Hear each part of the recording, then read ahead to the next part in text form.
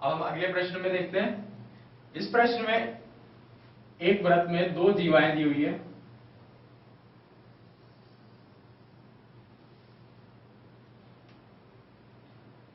ये दोनों जीवाएं एक दूसरे के समांतर है। पहली जीवा ए बी और दूसरी एक जीवा सी डी है।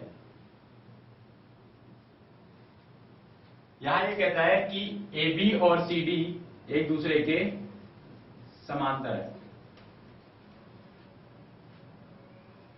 इसके बाद ये कहता है कि दोनों जीवाओं के बीच की दूरी 17 सेंटीमीटर है।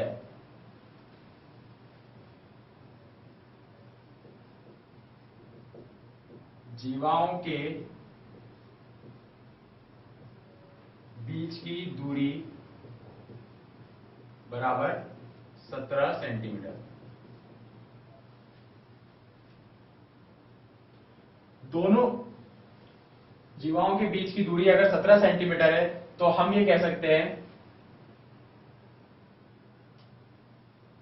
मान लिया O से लेकर M तक की दूरी x है, तो बाकी की O से लेकर L तक की दूरी 17 माइनस x होगी। इस प्रश्न में हमसे पूछा गया है कि इस वृत्त की त्रिज्या कितनी है, यानी कि हमें वृत्त की त्रिज्या निकालनी है। अगर वृत्त की त्रिज्या हमें निकालनी है तो इसके लिए हम वृत्त की त्रिज्याएं बना लेते हैं।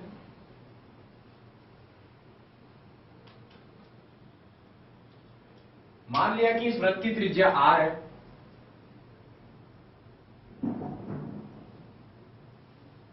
तो पहले त्रिभुज OLC में पाइथागोरस प्रमेय से हम ये कह सकते हैं कि OR स्क्वायर बराबर है CL square plus OL square के। इस प्रश्न में और दिया हुआ यह है कि CD जो है बराबर है 24 सेंटीमीटर और AB बराबर है 10 सेंटीमीटर के।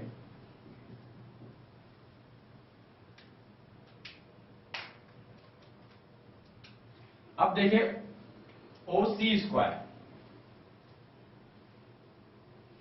OC यानी कि वृत्त की त्रिज्या, तो हम इसे लिख सकते हैं R स्क्वायर बराबर है CL यानी कि CD का आधा, तो 12 सेंटीमीटर, यानी कि हम यहां लिख सकते हैं 12 का स्क्वायर प्लस OL है हमारे पास 17 माइनस x का होल स्क्वायर या 17 माइनस x की घात 2। इसको हम हमारा समीकरण नंबर 1 मानकर छोड़ देते हैं। अब हमारे दूसरे त्रिभुज में चलते हैं। त्रिभुज दूसरा है AMO। तो इस त्रिभुज में भी अगर हम पाइथागोरस प्रमेय लगाएं तो हम कह सकते हैं कि R स्क्वायर यानी कि वृत्त की त्रिज्या बराबर होगी x का स्क्वायर प्लस x यानी कि OM प्लस AM, और AM आधा होगा AB का, और AB हमारे पास 10 सेंटीमीटर दी हुई है, तो AM होगा 5 सेंटीमीटर। तो हम यहां लिख सकते हैं 5 का स्क्वायर। तो हम यहां लिख लेते हैं कि हमारे पास CL था 1/2 गुणा 24 या 1/2 गुणा CD, तो यह आया हमारे पास 12, और इसी तरह से हमारे पास AM जो आया है वो आधा था AB का यानी कि 5। यह हुआ हमारा समीकरण नंबर 2। इन दोनों समीकरणों में हम ये देख सकते हैं कि दोनों समीकरण ही R स्क्वायर के बराबर हैं। अगर ये दोनों समीकरण R स्क्वायर के बराबर है तो हम इन दोनों समीकरणों को एक दूसरे के बराबर लिख सकते हैं। तो समीकरण 1 व 2 से, इन दोनों समीकरणों से हम लिख सकते हैं x का स्क्वायर प्लस 5 का स्क्वायर बराबर है 12 का स्क्वायर प्लस 17 माइनस x का स्क्वायर। यह हमें देता है x स्क्वायर प्लस 25 बराबर 144 प्लस 17 माइनस एक्स के होल स्क्वायर को अपन a माइनस बी की घात 2 से खोलें तो हमारे पास आता है 17 का square 289 minus 34x plus x square. जब हम इस समीकरण को सॉल्व करें तो हमारे पास x आता है 12। अब हमारे पास अगर x 12 सेंटीमीटर आ जाता है तो हम ये कह सकते हैं कि OM बराबर 12 सेंटीमीटर है, यानी कि AB जीवा की केंद्र से दूरी 12 सेंटीमीटर है और CD जीवा की केंद्र से दूरी 17 माइनस 12 यानी कि 5 सेंटीमीटर है। लेकिन हमें निकालनी थी इस वृत्त की त्रिज्या, तो इस वृत्त की त्रिज्या निकालने के लिए हम इस x को इस समीकरण में रख देते हैं, हमारे पास वृत्त की त्रिज्या आ जाएगी। यानी कि समीकरण नंबर 2 से यह कहता है कि r की घात 2 बराबर है x की घात 2, x यानी कि 12 की घात 2 प्लस 5 की घात 2, यह हुआ बराबर 169 के, और हमारे पास r आ जाता है 13 सेंटीमीटर।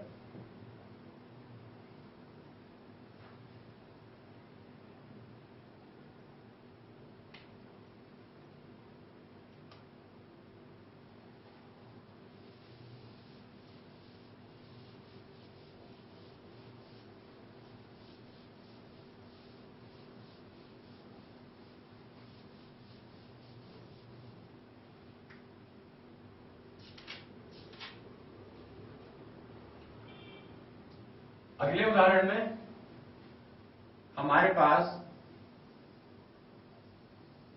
दो संकेंद्रीय वृत्त यानी कि कॉन्सेंट्रिक सर्कल्स दिए हुए हैं। संकेंद्रीय वृत्त वो होते हैं जिनका केंद्र एक ही होता है लेकिन उनकी त्रिज्याएं अलग अलग हो सकती है।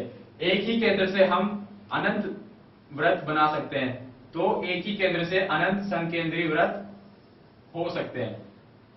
इस तरह से ये सभी तीनों वृत्त एक दूसरे के संकेंद्रीय वृत्त या फिर कॉन्सेंट्रिक सर्कल्स हैं।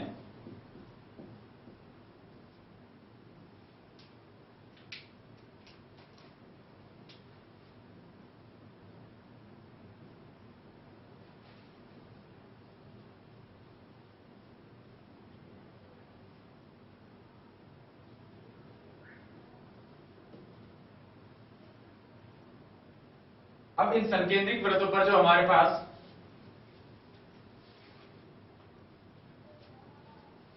इन संकेंद्रीय वृत्तों पर ही हमारे पास जो प्रश्न है उसमें दो संकेंद्रीय वृत्त दिए हुए हैं।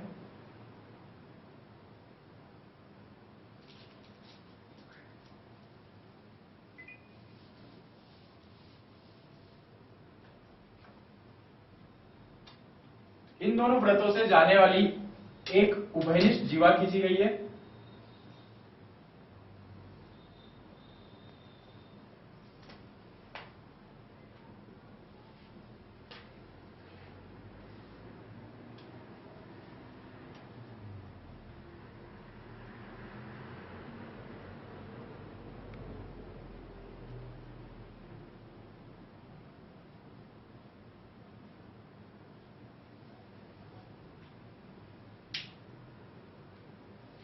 इसमें दिया हुआ है कि AD जो है वो 12 सेंटीमीटर है,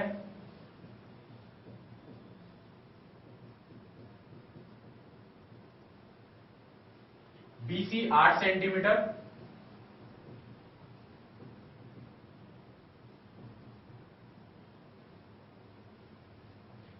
हमें AB, CD और BD और BD की माप निकालना है। AB, BD और CD ये हमें निकालना है। इसके लिए हम ये देख सकते हैं कि ये जो उभयनिष्ठ जीवा है इस पर एक लंब OM वृत्त के केंद्र से आ रहा है। अब अगर ये OM इस पर लंब है तो हम ये कह सकते हैं कि AM और MD एक दूसरे के बराबर होंगे, या हम ये भी कह सकते हैं कि AM और MD AD के आधे होंगे। तो अगर OM लंब है AD पर, तो हम ये कह सकते हैं कि AM बराबर है MD के, और दोनों चीजें बराबर हैं आधे AD के। और AD हमें दी हुई है 12 सेंटीमीटर की, तो हम कह सकते हैं कि ये दोनों 6 सेंटीमीटर है। और यही चीज हम BC के लिए भी लगा सकते हैं, तो हम कह सकते हैं कि BM और MC, अगर हम ये माने कि OM लंब है BC पर, तब हम कह सकते हैं कि BM बराबर है MC, और ये बराबर है आधे BC के। तो हमारे पास ये आ जाएगा 8 सेंटीमीटर का आधा 4 सेंटीमीटर।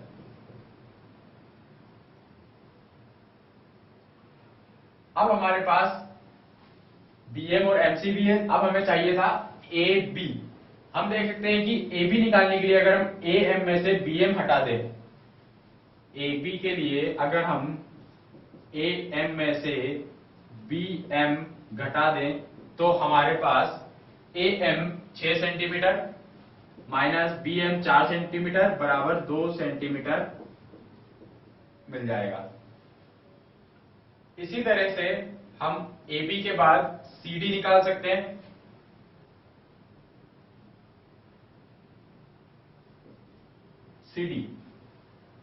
CD हमारे निकालने के लिए हमें MD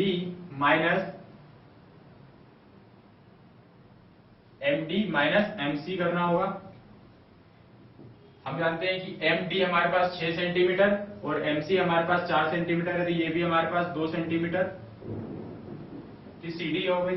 CD भी 2 सेंटीमीटर। और अब तीसरी चीज हमारे पास बचती है BD।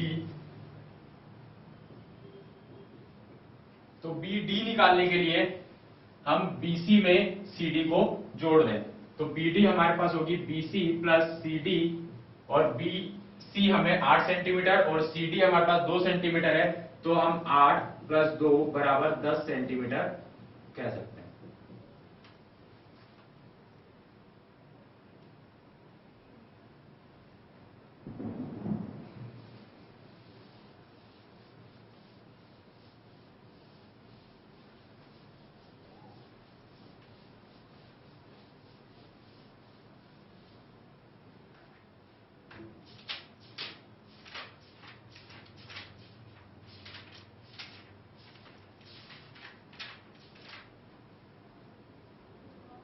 अगले उदाहरण में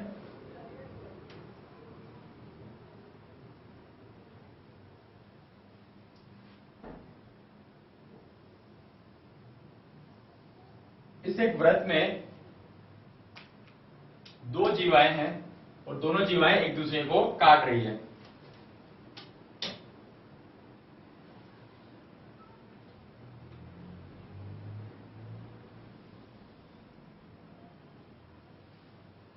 ये 2 वृत्त की जीवाएं हैं। इस वृत्त का केंद्र मान लेते यहां पर O इसका एक केंद्र है, और इस केंद्र O से 2 लंब दोनों जीवाओं पर E और F है। एक जीवा हमारी A B और दूसरी जीवा C D है। ये यहां पर एक OP, जो कि ये जहां पर ये दोनों जीवाएं एक दूसरे को काट रही है, ये एक बिंदु P है, और ये कहता है कि OP कोण APD का समद्विभाजक है।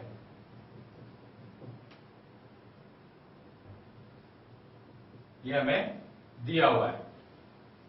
OE AB पर लंब है, OF CD पर लंब है, और OP कोण APD का लंब समद्विभाजक है। अब हमें इसमें सिद्ध करना है कि AB और CD एक दूसरे के बराबर है।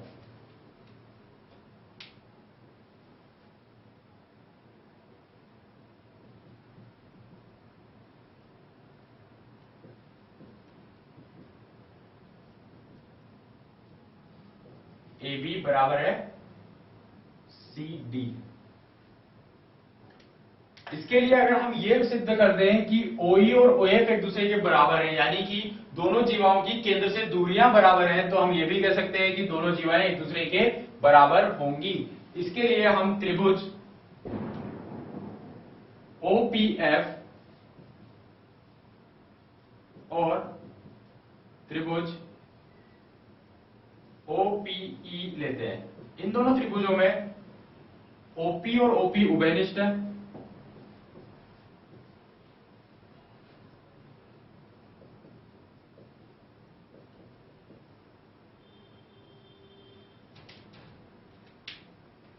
इन दो उभयनिष्ठों के बाद हमारे पास दिया हुआ है कि कोण OPF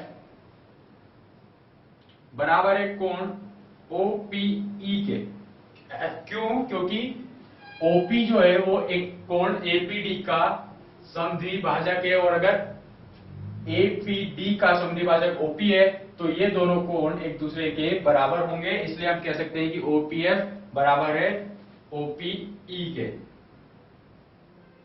क्योंकि OP कोण APD का समद्विभाजक है। इसके बाद हमारे पास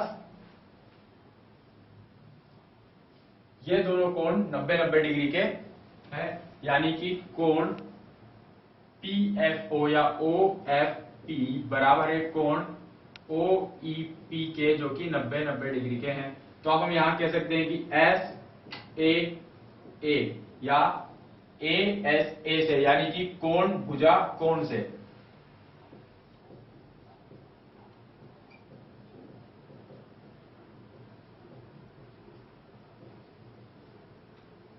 त्रिभुज OPF सर्वांगसम है त्रिभुज OPE के। और अगर ये दोनों त्रिभुज एक दूसरे के सर्वांगसम है तो सर्वांगसमता के नियम से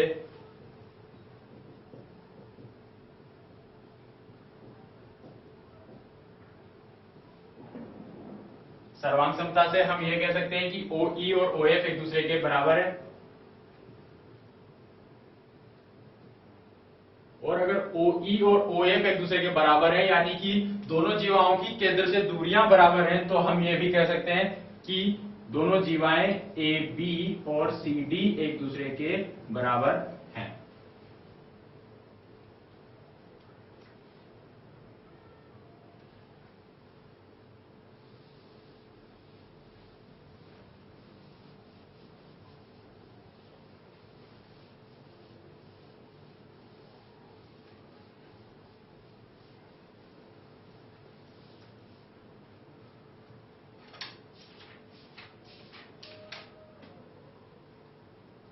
अब हम देखते हैं कि वृत्त के चापों के द्वारा, वृत्त में जो चाप हैं लघु चाप और दीर्घ चाप, वृत्त में इन चापों के द्वारा वृत्त के केंद्र पर कुछ कोण अंतरित किए जाते हैं, या वृत्त के अंदर भी कुछ कोण अंतरित किए जाते हैं। तो उन सब की क्या प्रॉपर्टीज हो सकती हैं? तो सबसे पहले हम ये देखते हैं कि वृत्त के एक ही चाप द्वारा, वृत्त के किसी एक चाप के द्वारा वृत्त के किसी भी बिंदु पर अंतरित कोण उसी चाप के द्वारा वृत्त के केंद्र पे अंतरित कोण का आधा होता है। या फिर हम कहें कि वृत्त के उस चाप के द्वारा वृत्त के केंद्र पर अंतरित कोण उसी चाप से वृत्त के किसी भी बिंदु पर अंतरित कोण का दुगुना होता है।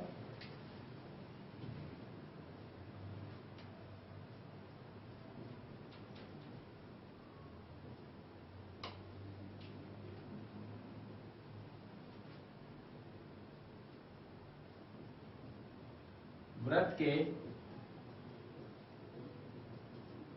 किसी एक चाप के द्वारा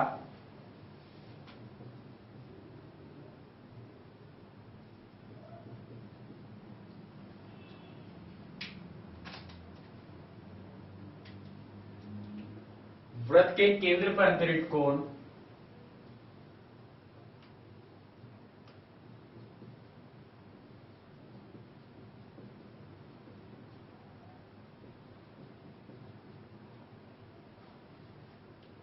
उसी चाप द्वारा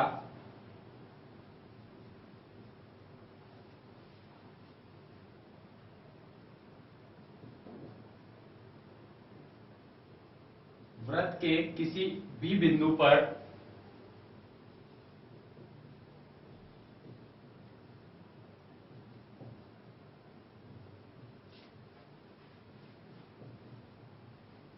अंतरित कोण का दुगुना होता है।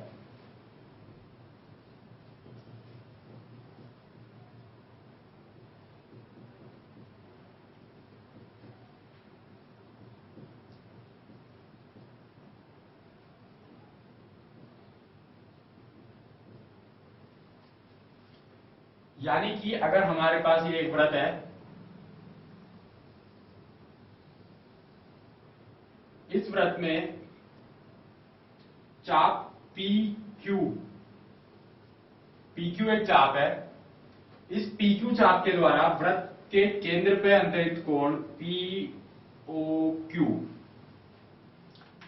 इसी चाप द्वारा वृत्त के किसी भी दूसरे बिंदु पर अंतरित कोण का दुगुना होगा। यानी कि ये प्रमेय कहती है कि कोण POQ बराबर होगा 2 गुना कोण PRQ के। अब इसको हम सिद्ध करते हैं। इसको सिद्ध करने के लिए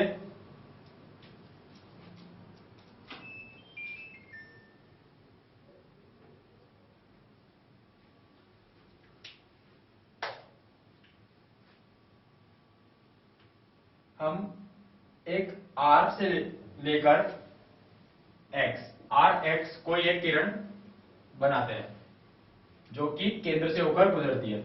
इसके अलावा हम PQ को अगर जोड़ दें तो हमारे पास PQ एक जीवा मिल जाती है।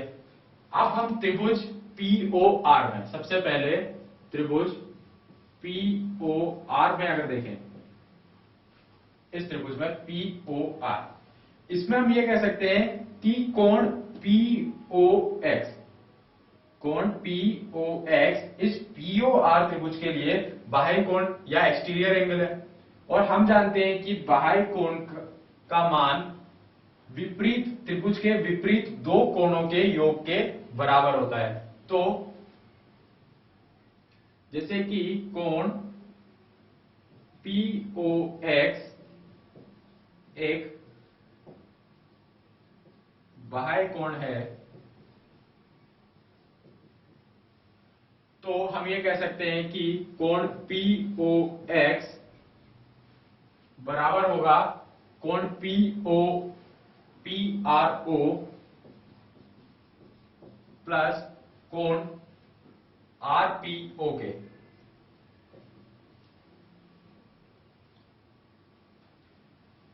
अब अगर POX, PRO और RPO के बराबर है, इसके बाद हम देख सकते हैं कि OP और OR इस एक ही वृत्त की त्रिज्या है। तो अगर दो भुजाएं, किसी भी त्रिभुज की दो भुजाएं बराबर है तो उनके सामने के दो कोण भी बराबर होंगे। तो हम ये कह सकते हैं कि कोण PRO बराबर है कोण RPO के, क्योंकि